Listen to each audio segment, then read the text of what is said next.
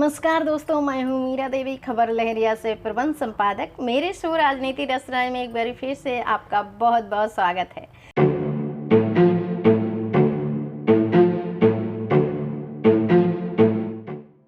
दोस्तों, राजनीति की बात बहुत ही निराली है और अगर बिहार की राजनीति की बात की जाए तो कहानी और भी जटिल हो जाती है। पिछले हफ्ते मैं बिहार में थी और इस दौरान मैंने जानने की कोशिश की कि आखिरकार बिहार वासियों में राजनीति को लेकर के किस तरह की चर्चाएं हैं। ऐसा लगता है कि यहाँ पर विचारों की लड़ाई खूब होती है। आप कह सकते हैं ये तो बहुत नॉर्मल बात है। हाँ, बिल्कुल सही, लेकिन यहाँ पर कुछ अलग ही देखने को मिला, चाहे वो लोगों में हो चाहे वो राजनेता।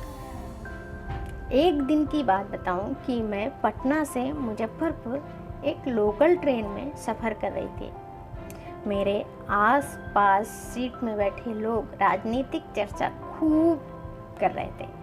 कोई कह रहा था पूर्व मुख्यमंत्री लालू प्रसाद यादव का राज बहुत बढ़िया था, तो कोई वर्तमान मुख्यमंत्री नीतीश कुमार की सराहना किए जा रहा था। कोई निकले तो प्रधानमंत्री नरेंद्र मोदी के भक्त, उन्होंने जो बड़ाई करना शुरू किया। तभी एक दिलचस्प बात आपको बताऊं कि एक ऐसा ग्रुप जो लगभग दर्जन भर से ज़्यादा ही रहे होंगे, यूथ, वहाँ से आवाज़ उठ के आती है और वो ज़ोर से चिल्लाते हैं। उन्होंने जो बात छेड़ी सबकी बोलती बंद हो गई। उन्होंने कहा, बेरोजगारी पर क्यों नहीं बात की जाती, महंगाई पर बात क्यों नहीं की जाती, भुखमरी पर बात करिए, शिक्षा पर बात करिए, स्वास्थ्य पर बात करिए।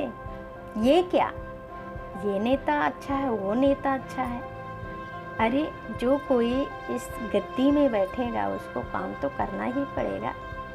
लेकिन क्या हो रहा है, सब अपनी राजनीति सेंकने के लिए, राजनीति की रोटियां सेंकने के लिए आते हैं और यहाँ पर मलाई खाते हैं और चले जाते हैं।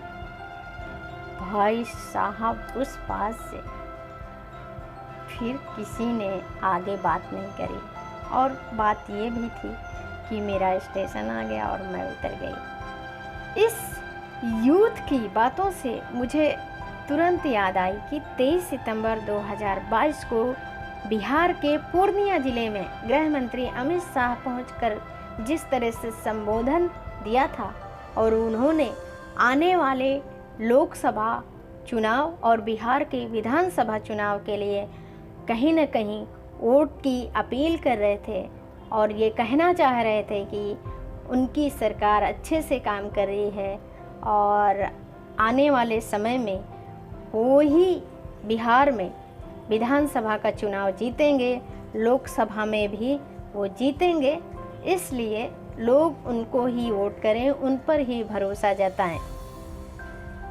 और जब इस यूथ ग्रुप की बातें याद आ रही थी तो दोनों को सोच करके मुझे समझ में आ रहा था कि सरकारें किस तरह से काम करती हैं और लोग किस तरह की बातें करते हैं।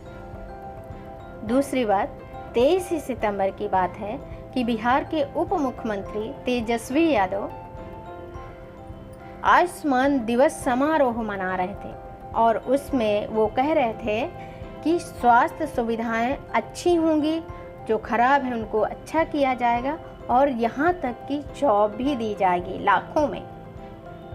असल में मेरे कहने और इतने सारे तर्क वितर्क करने का मकसद है कि आप समझ जाइए कि मुद्दे सिर्फ राजनीति करने के लिए बनते हैं ताकि उनके बल पर वोट हासिल किया जा सके।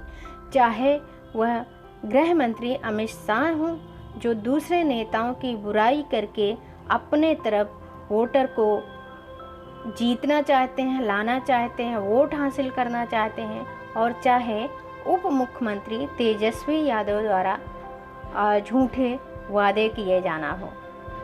और साथ ही जनता सब समझती है, सब जानती है, इसलिए अब वोटर बहुत विचार कर रहा है कि इन राजनीतिक लोगों के साथ भी किस तरह की राजनीति की जाए।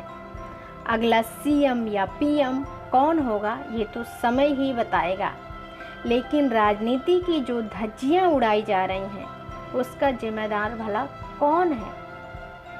चुनाव और नेताओं की प्रक्रिया से जो लोगों का भरोसा उठा है उसका भी जिम्मेदार कौन है, और योजनाओं का सही से लोगों को लाभ मिले इसका भी जिम्मेदार कौन है। ये थे मेरे सवाल और विचार। इस मुद्दे पर आपके क्या विचार हैं हमें कमेंट बॉक्स में लिख करके ज़रूर बताइएगा। अगर आपको हमारी खबरें पसंद आती हैं और आप हमारा समर्थन करना चाहते हैं तो नीचे दिए गए थैंक्स बटन पर क्लिक कर हमारा और हमारी खबरों का सपोर्ट करें। साथ ही अगर आप हमारा एक्सक्लूसिव कंटेंट देखना चाहते हैं तो ज्वाइन बटन पर क्लिक करके हमारी कम्युनिटी के सदस्य बने। अभी के लिए बस इतना ही। अगली बारी मैं फिर आऊँगी किसी नए मुद्दे के साथ। तब तक के लिए नमस्कार।